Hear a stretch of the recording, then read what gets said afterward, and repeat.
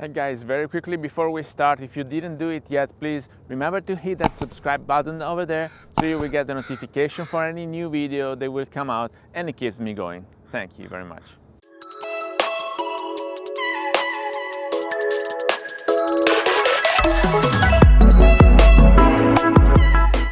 Hello everybody, welcome back to the channel. Thomas Love here from beautiful Vancouver, British Columbia, and today we're gonna discuss about filters. The first question that comes to mind is, do you have any? How many filters do you have and how often do you use them? I know there are many folks out there who just put the UV filter in front of their lens as a protection because it makes no harm. One opinion that I agree with comes from Mr. Jared Paulin. Hi Jared, which I follow on YouTube and I suggest you do too. His channel is Fronos Photo.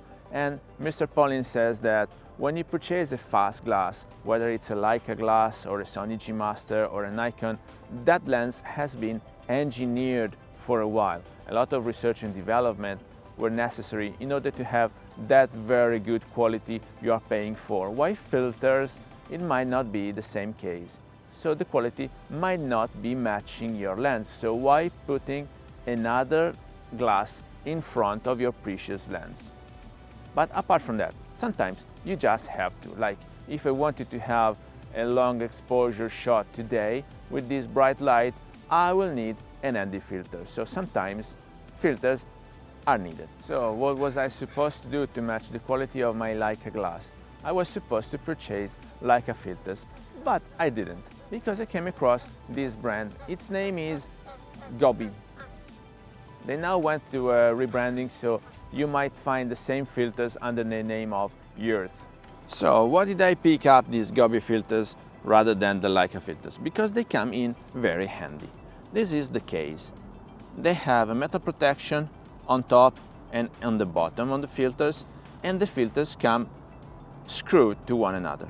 So you just need to remove the upper or the lower part, and you will have the four filters you will need the most, being them the UV filter, the CPL filter, and then you will have an ND8 and an ND1000 filters if you really need an important masking. Now let's see together a few examples. Please bear with me because this is not street photography. I was not supposed to shoot any street today. I just took a few shots to show you in which situations you might need those filters. With or without UV filter, as you can see, the light doesn't really change that much with modern sensor, while with or without CPL filter, the effect on reflections on the glasses is dramatically different.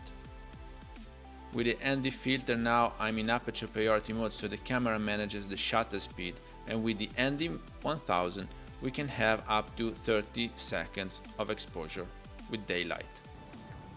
Which became very famous in Vancouver. It's the Barge over there. It's been a few months, it's over there and nobody thinks about removing it. So let's take a picture of it.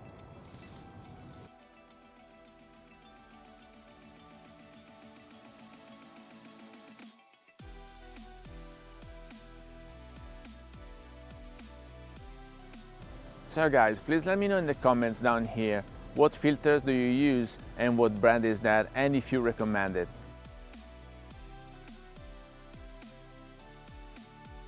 There are also plenty of other filters for specific use, like in this case the clear night filter that supposedly helps cleaning out light pollution. If you got any value out of this video, please remember to subscribe to the channel, like it, share it if you want, and I guess I will see you later. Bye.